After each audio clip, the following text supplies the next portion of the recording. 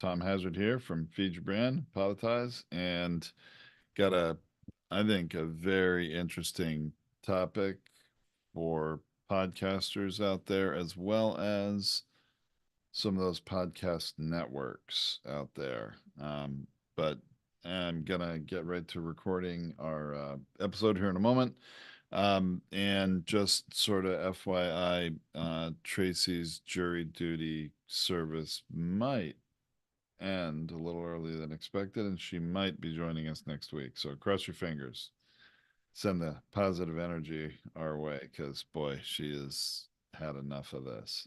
It's been disruptive to a lot of things we do, too. Anyway, all right. Let's see. I'm all set here. All right. So here we go. Hey everyone, welcome to Feed Your Brand. I'm Tom Hazard, your host, and today I'm going to talk about how to create a podcast network that actually provides value and makes money.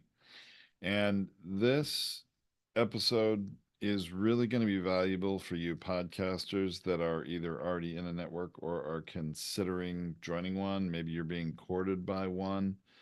I want to talk about things that you want to be careful of and make sure you know what you're getting into when you join a network. And because our experience with too many networks is they really are taking advantage of podcasters and not providing the value to the podcaster they should, that there's a lot more value for the network in getting your show to join them than there is for you getting value out of the network you're joining. That's not true of all networks, and this is not a network bashing episode. I want to be clear about that, but there's enough out there that need to be concerned about. Um, so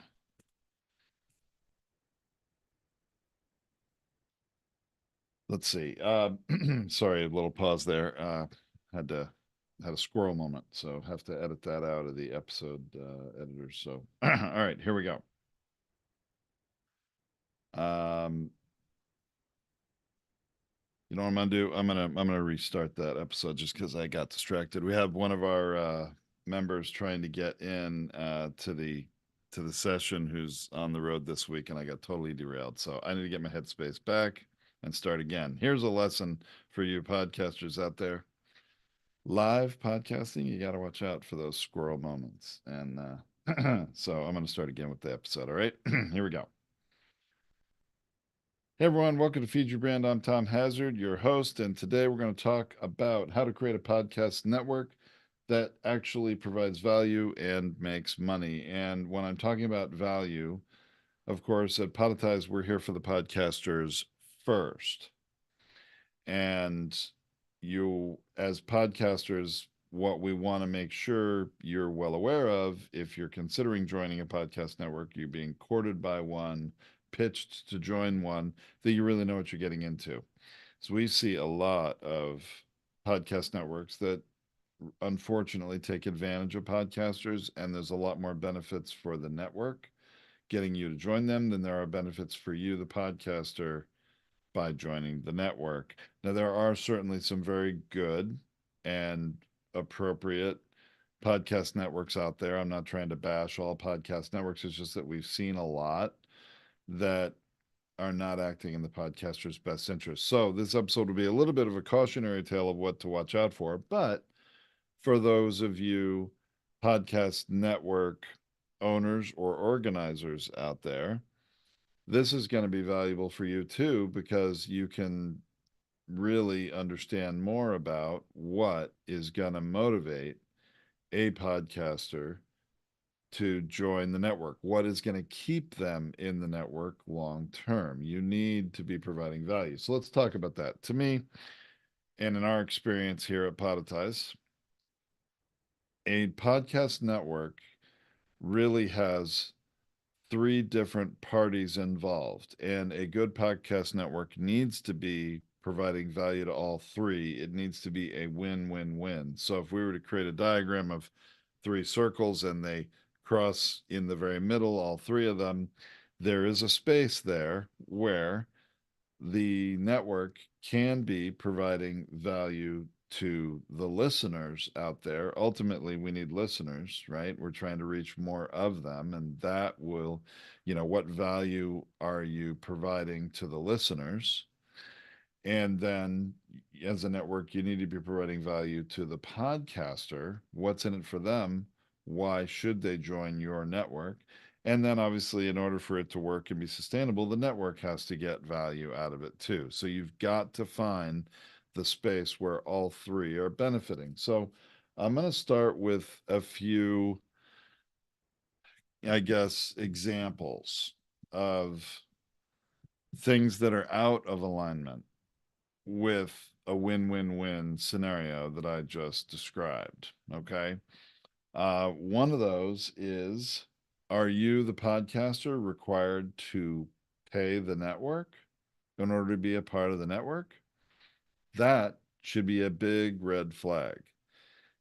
If that's the case, in my opinion, the majority of the time, when you, the podcaster, are required to pay to be a part of a network, that means that the network is looking at you, the podcaster, as a profit center. And there's really no reason to do that if they're operating their network properly and going to monetize it in different ways. Okay. So that's one thing. Why do you need to pay? And make sure that you get full disclosure on what it is, that fee that you're paying. Why is it? What is that money used for, and how is that ultimately going to help you? What's the return you're going to get for that investment, and is it worth it?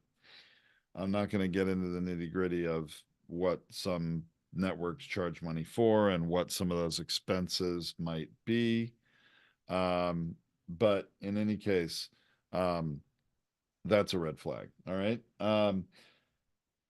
Now, is the network requiring you to move your podcast hosting to a different hosting platform? Some do. And there are some good reasons why they might do that. Number one, it might be for monetization. Are they using the ad insertion system of that platform to monetize all the shows, and are you sharing in that in an appropriate proportional way? That could be a good reason to change podcast hosts, but make sure you are very clear that you still have control of your own show. Far too many networks get you involved, get you signed up, they move your show, and then they technically own it in the eyes of the podcast ecosystem.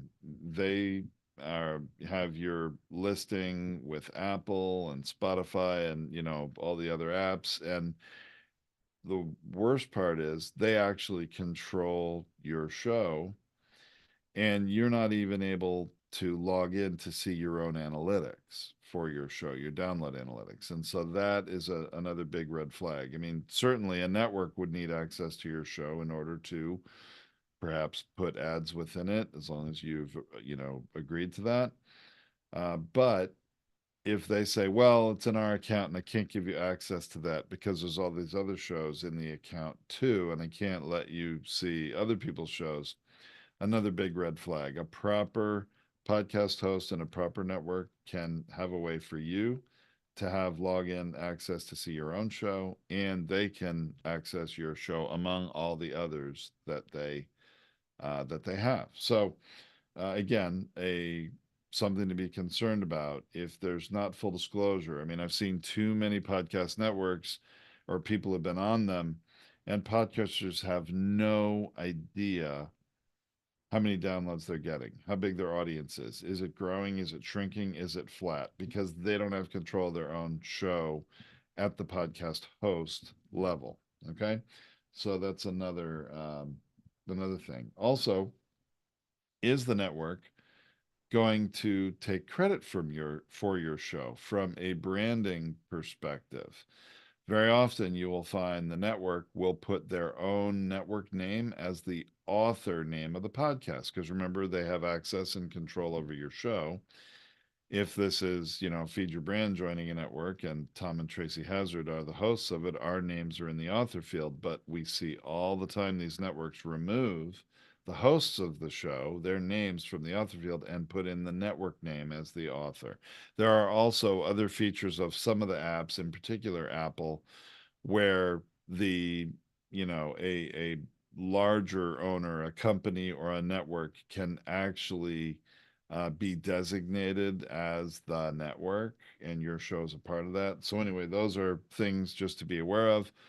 Look at the network. If this is an existing network, you've got to go and do some homework and look at how they're doing this with other shows. Are they putting their logo on your cover art? Some of them do that.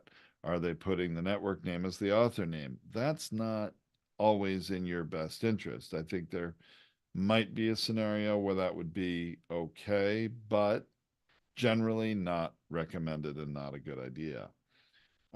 Here's another thing that I often find is that networks will pitch you to join them and say, well, part of the value we're going to provide you is we're going to get you great guests. They're going to do that work for you.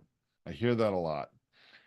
And unfortunately, even though I hear it a lot, I don't see it actually happen in practice. I hear all too often from the podcaster, yeah, they really didn't get me many guests that were worth much, and that value was never fully realized. So again, be clear what's in it for you, the podcaster, for joining the network. Another thing is really, I think you need to think about what's in it for you. A lot of times the podcast network will say, oh, well, we'll monetize your show right away. And like, oh, that's great. Well, what they're looking to do is get as many podcasts into the network as possible and then run programmatic ads on them. Ads you have no control over who the sponsor is. You are getting a even further reduced fraction of the revenue from that, because usually programmatic ads, the podcast hosting platform is taking a cut. Now your network is taking a cut, and then you get a smaller piece of that pie. And it's usually very small advertising dollars to begin with. Getting more and more shows, including yours, into the network is in the network's best interest, because the more shows they have, the more downloads there are, the more money they are going to make. But for you, the podcaster, is the amount of money you're going to make worth the distraction that's going to occur for your listeners to be forced to hear ads, usually at the very beginning of the episode, that are not really relevant at all to what you talk about, your subject matter? Okay. So, those are some of the cautionary things that you really need to be careful of. But now I want to sort of flip this and talk about the network itself. What can you, the network, or the network manager, organizer, owner, or those of you out there listening to this podcast, what can you do to make a network that truly provides that win-win-win value? And I decided to shift now to that perspective, because one of the things, the first thing I'm going to talk about, is not just value for the network, but also provides value for the listeners. And I don't see this happen enough with most networks. Basically, the network will co-brand your show with their network, and then they're hoping people recognize their brand more, start searching on it if they like some of the shows. Hey, I might want to see more shows from that network. That's sort of some of the concept, right? But when it comes to listeners, they're searching for what's in it for them. They're searching for their needs, their interests, their desires, their challenges when they're searching a podcast app looking for content, or even searching in Google looking for similar content.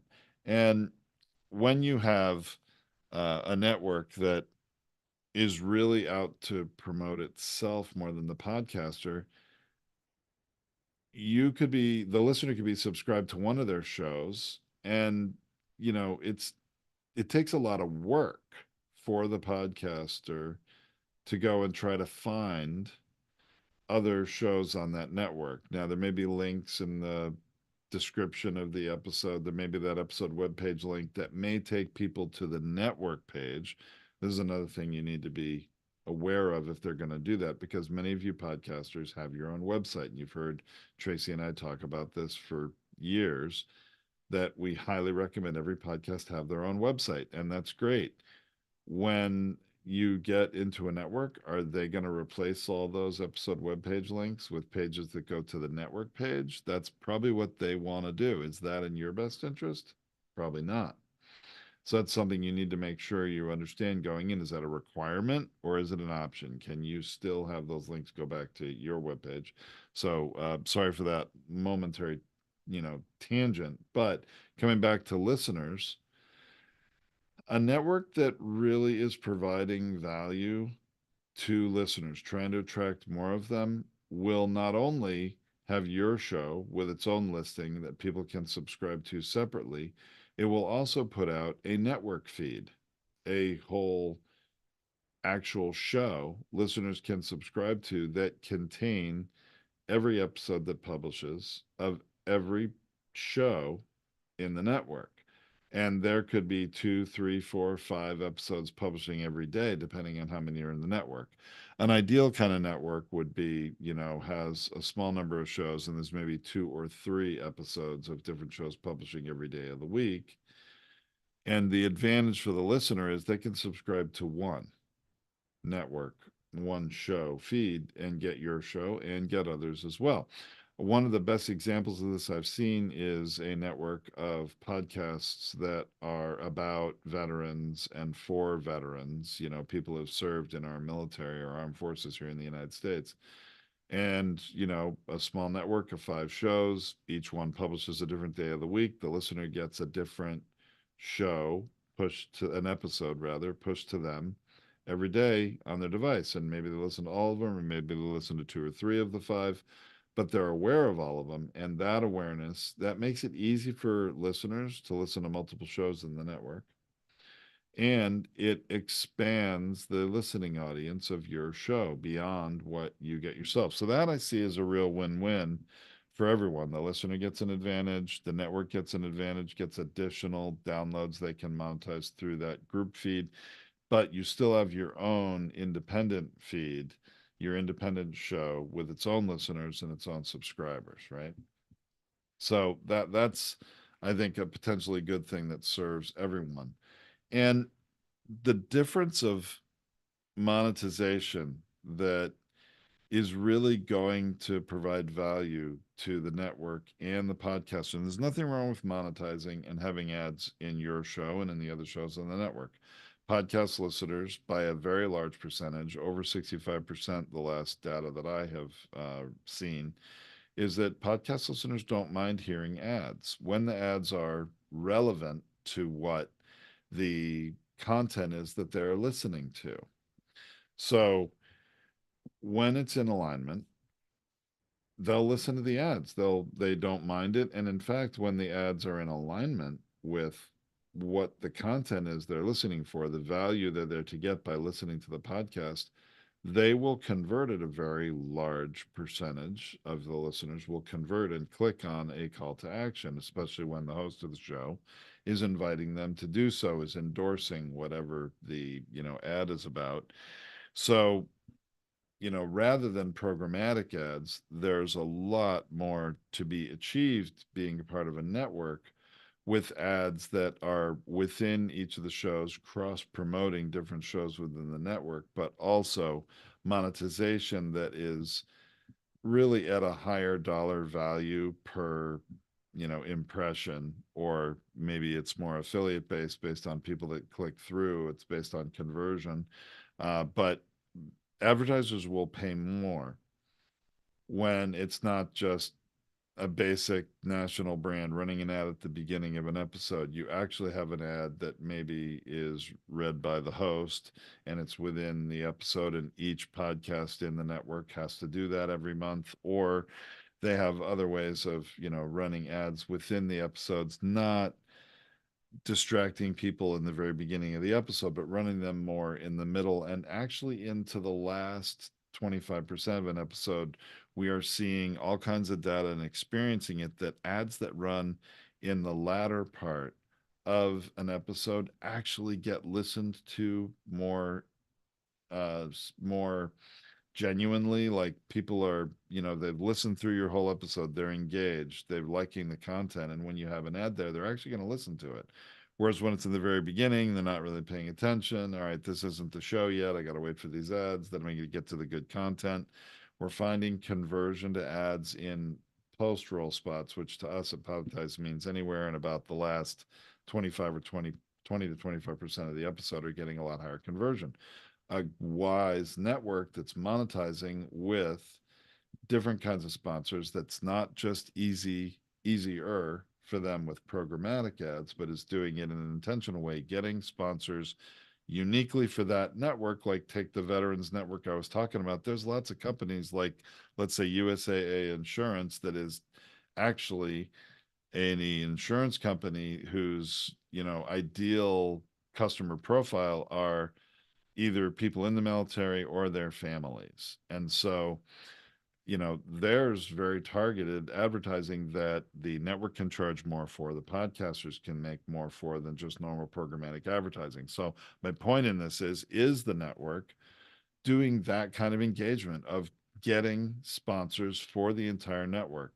Because if you're now considering joining the network, they're monetizing it. You already have some amount of audience that you've grown that's valuable to them to help grow the total number of listeners of all their shows.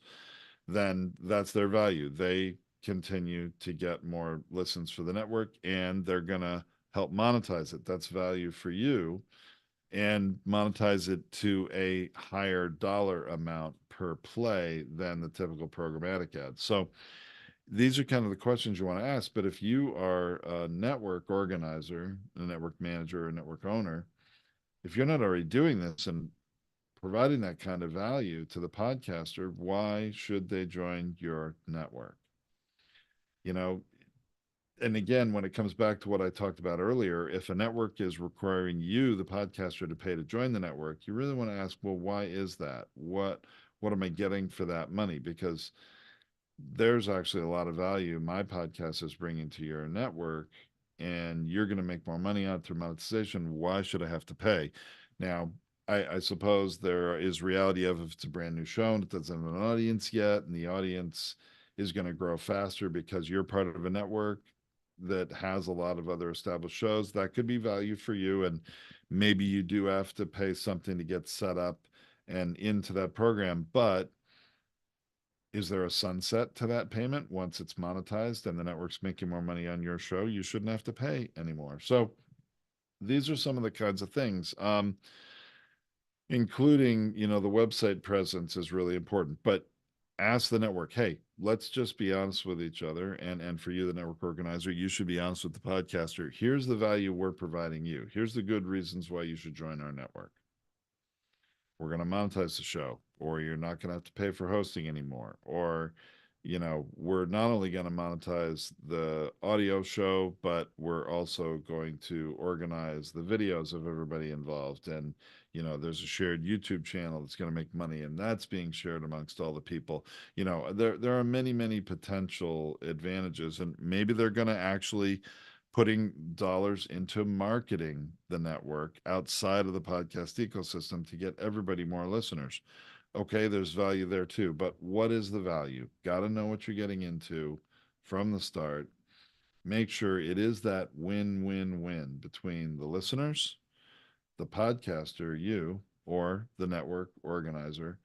And if it's really out of alignment with a real harmony between those three parties, I would run the other direction very fast and not join a network. I've seen too many problems. Let's take, again, I'll come back to cautionary tales just to provide a little more value before I end this episode. But there's a lot of internet radio networks out there who are in my opinion, preying on podcasters because they're generating new content and they want new content to keep their internet radio network fresh. They often will offer to, oh, well, we'll turn it into a podcast also. I see a lot of people start a podcast this way, and they just don't realize how very little value that they're going to get out of that, because while the internet radio network will put your show out as a podcast, they generally don't do a very good job at it. They're not experts in it.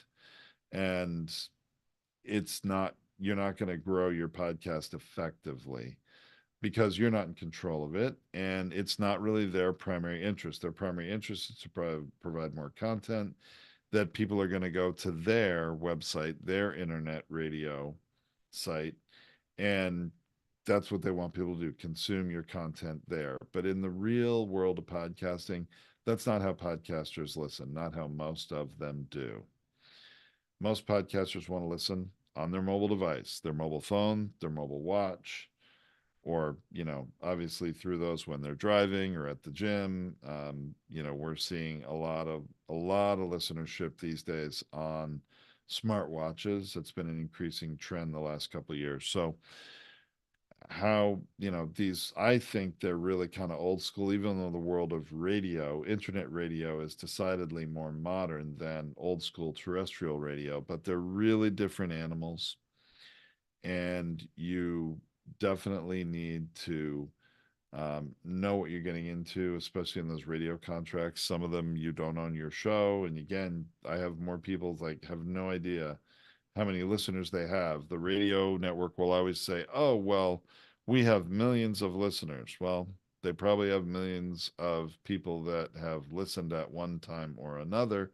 But what do they have on a monthly recurring basis? And what is each show getting in terms of listenership? And they usually don't provide that kind of information because the numbers are not setting the world on fire. And again, they're looking for more content to help make their network more valuable. They want to use your content to help them rather than be truly mutually beneficial in a collaborative and cooperative way, bringing shows together with common or complementary subject matters and topics for the benefit of the listener. Also, an inherent benefit for the sponsor, because all those shows, they'll get sponsors that are in alignment with all those shows, and you're not advertising Dawn dish soap on the front of your podcast. And unless, I guess, it's a podcast about washing dishes, which I don't think there are any, quite honestly. I don't know, how that's in alignment with what you talk about. And in those kind of large national brand campaigns are paying very, very little for programmatic ads only. So more targeted advertisers to more targeted topics means higher rates the advertisers pay. Then there's more money in it for everybody, and you get some mutually beneficial reality. And then, the tricky part of the website, you can monetize web traffic, but there's going to be this tension between your own website for your brand and your show and the website for the network. And if you can strike a way that's mutually beneficial, that's great. It can probably help you get more exposure too. But it's all about win-win-win. You gotta just go with your eyes open. And so my um, recommendation for the podcast networks out there is to continue to find ways to move the value you're providing in the direction of being in that sweet spot of, yes, you need value, otherwise you can't run your network. Providing value for the listeners so that there's a good reason why they're going to listen to the network shows or more of the network shows, or have an easier way to be aware of all the episodes publishing of all shows on the network. And then obviously the podcaster, got to be some good reasons why they would join it. And you know, you better have really good reasons why the podcaster needs to pay to be a part of your network, if that's part of the deal. I feel the networks with more integrity don't do that, and they're seeking podcasts to join that are a fit and providing them value for coming on and being part of it. So there you go. That's, my thoughts about podcast networks that actually provide value. When you think about it, It's pretty much common sense. If you ask the question, what's in it for me as a podcaster, and how's it also benefiting my listeners? And then for the network, if you ask yourselves, okay, how am I providing value to the podcaster to give them real value and get them to join? And then how am I making money too? And we all have to keep the listeners in mind. If you just keep all of them in mind, figure out the harmony there that will work, then that's a network worth being a part of and worth existing in our industry here. So that's podcast network value according to Feed Your Brand for today. You can find the blog post for this episode at podcastersunited.org. As usual, reach out to us anywhere on social media and or at podetize.com also if you have some questions. But um, we will be back next week, hopefully with Tracy back from her jury duty experience, hopefully next week. Until then, everybody have a good one, and we'll see you next time. All right, so everybody out live on streaming, I'm going to end the live stream and be here for our customers who are live for Q&A and discussion.